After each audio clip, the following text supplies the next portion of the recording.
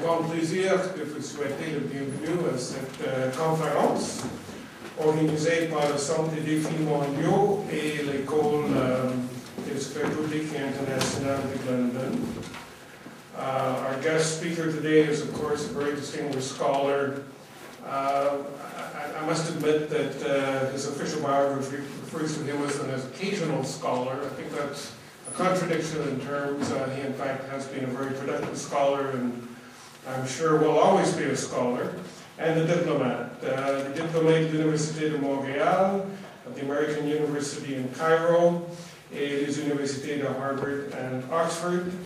He has published extensively on peace and security issues and has taught at the University of Toronto, at the Brookings Institution, Carleton, Columbia, and New York University. From 1998 to 2004, he was president of the International Peace Academy, an independent research and policy development institution in New York City. Il était sous-ministre adjoint au ministère des Affaires étrangères et du Commerce international du Canada, d'abord chargé de l'Afrique et du Moyen-Orient, puis des enjeux mondiaux, où il supervisait la diplomatie économique et multilatérale du Canada. And in 2008, he became president of Canada's International Development Research Center. He has represented Canada in Egypt, Kuwait, Jordan, and the United Nations. 2006 to 2008, he served as Canada's High Commissioner to India and non-resident ambassador to Bhutan and Nepal. And based on his experience, he will soon be publishing a monograph at Oxford University Press entitled, "Does the Elephant Dance? Contemporary Indian Foreign Policy." And his lecture title for today is Rising India, Should We Care? So I think the sign of a scholar is coming up with provocative titles, and that indeed is what we have today. I'm very pleased to give you David Malone.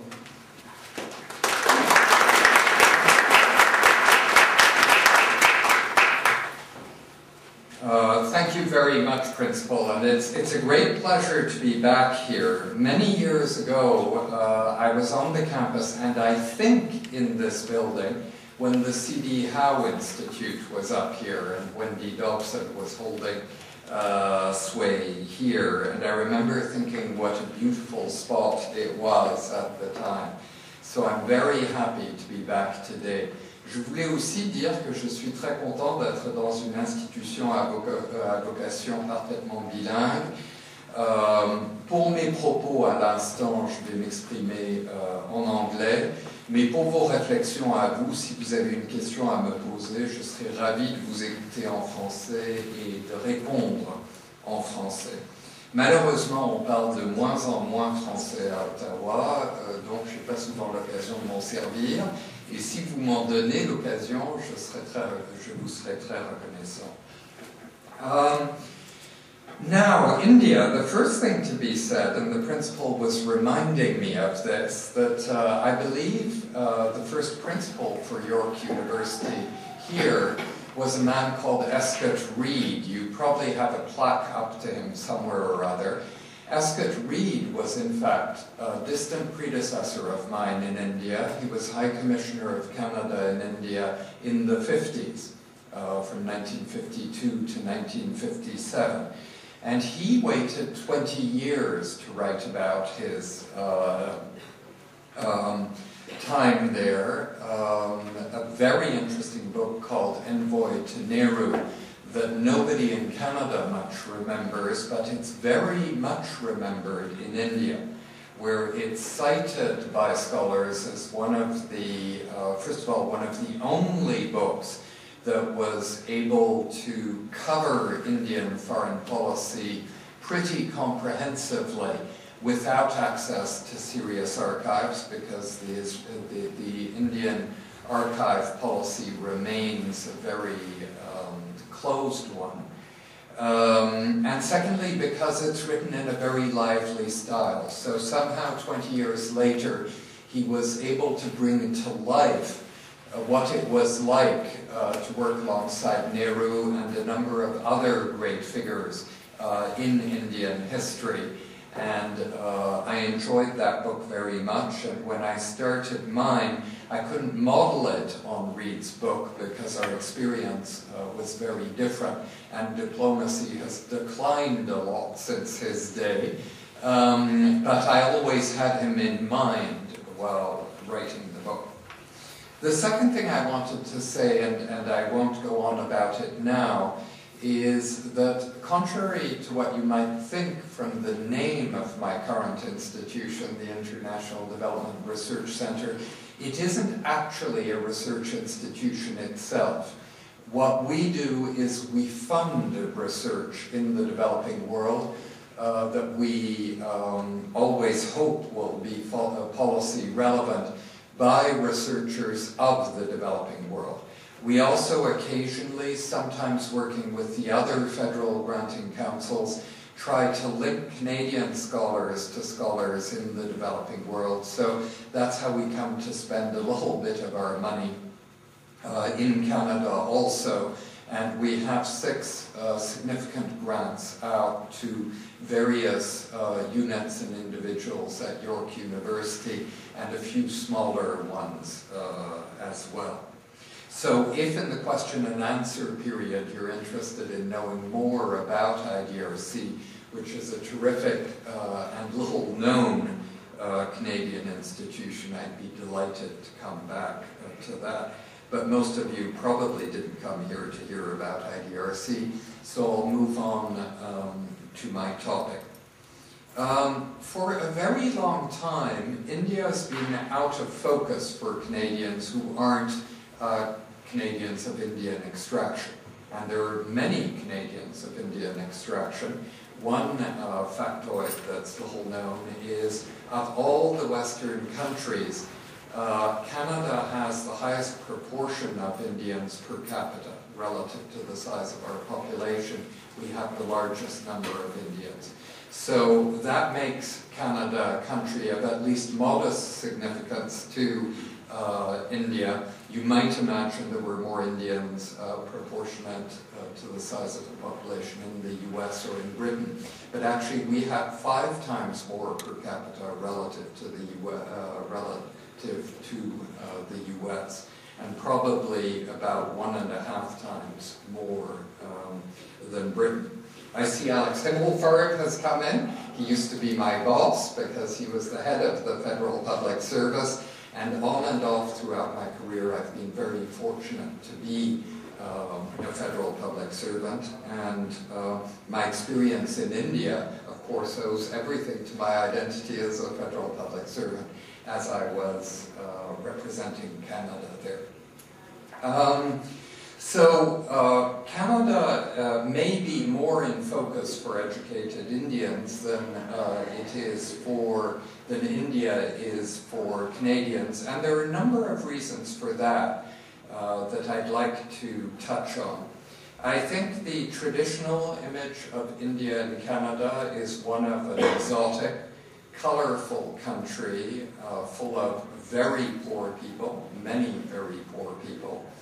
And we haven't until very recently adjusted our view of India in light of changes in the world, and particularly changes in India. Canadians are right that India is a tremendously colorful country, and it's a very important one in civilizational terms. 3 of the world's great religions were born on Indian soil. Hinduism, of course, which spread out to Indonesia and many other countries. Buddhism, which spread even further than Hinduism because it became the state religion of China and South Korea at various times, and briefly of Japan, and still is a dominant faith in countries like Thailand. Those 2 religions, plus a religion that didn't export itself beyond India's borders, but that is a very interesting one, called Jainism. Alongside these religions, and of course the religions didn't issue forth from a void, they issued forth from very lively civilizations in India. The country in the period from about 800 BC to about 300 BC was every bit as lively as Greece and Rome put together were during those decades. But what was going on then in India hasn't been that well known until recently. So India's past, moving back in time, is being reconstructed more convincingly now than it was when Escott Reed, for example, wrote. India has always been a country, we tend to think of it as a unitary country, because that's the way the British presented it to the world, as the jewel in the crown of the British colonial enterprise and a country that the British Crown had unified. But throughout history, the unification of India was the exception rather than the norm. And at any given time over the centuries, starting about 800 BC, India would have played host to any number of kingdoms and republics sometimes, with perhaps 4 or 5 of them being genuinely significant and the rest being smaller. When the British left India in 1947, they left behind 350 independent principalities that had to choose whether they were going to join with independent India or try to make a go of it as independent states. Nearly all of them chose to join India, and a couple were coerced into doing so. It helps to think of India much more as we think of Europe than the way we think of, say, the United States. Why? The regions in India retain their very strong specifics, their particulars, their independence in every sense within the Indian Union. And so as one lives in India, one thinks of it less and less as a unitary state and more as a collection of tremendously interesting regions and administrative units that somehow do function within a union that in many ways is looser than a number of federations that we know. Many of you will remember from history that India did give rise to several major empires. The one that's best known from early on was the empire of the Mauryas, and there was one great emperor, Ashoka, who espoused Buddhist philosophy and renounced war, having conquered most of India, followed by a further empire in the north some centuries later, the Guptas, and so it went, but we don't know much about those in Canada. The single empire we hear the most about in Canada, because its architectural and other remains are most present in our minds, is the Mughal Empire, which was actually, as so often the case throughout Indian history, an invasion from the West of dynasties that were in fact a mix of Central Asian and Afghan dynasty at the outset that held sway in the 15th, 16th, and 17th centuries, and evolved in parallel to a great dynasty in Persia, the Safavid dynasty. So it was a period of extraordinary richness in that part of the world, including civilizational richness. And many of you will remember that the Mughals, of course, were Muslim.